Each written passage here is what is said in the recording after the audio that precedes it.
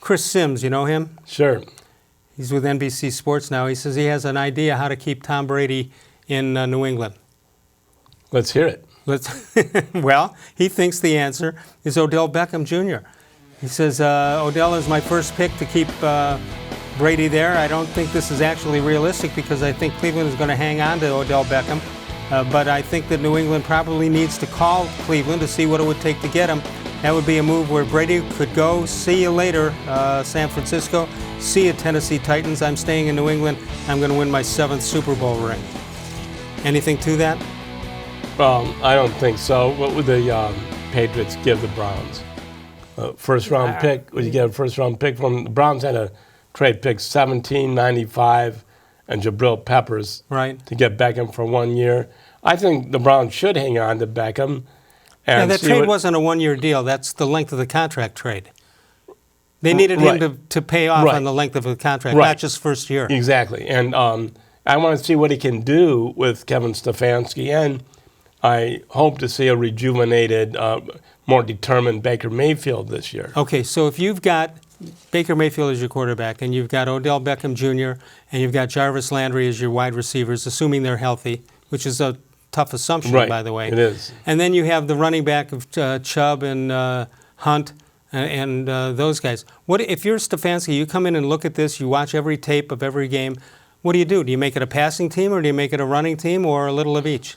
I think you have to be balanced.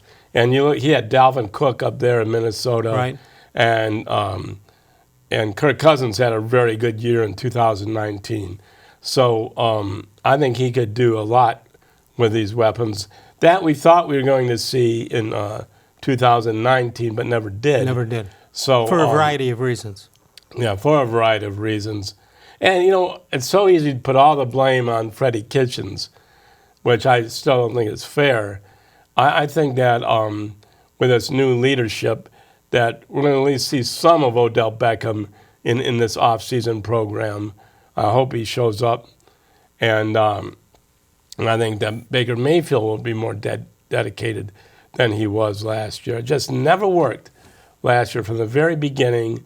We've said this before with Todd Monken, Ryan Lindley, and Kitchens, and all the buddies that Baker Mayfield had. To me, that was Baker Mayfield saying, hey, this is my show, and it's not that way now. But first of all, John Dorsey kept Freddie around as head coach because he liked the relationship he had with Baker. Right.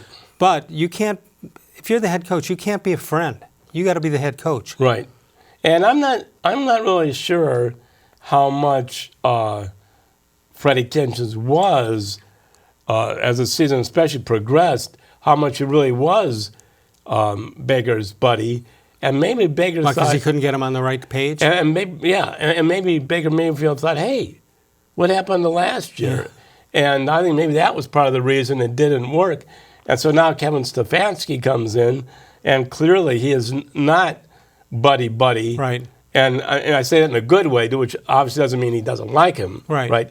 But so now Baker Mayfield knows from the very beginning that, hey, I have to prove something to these guys. Okay.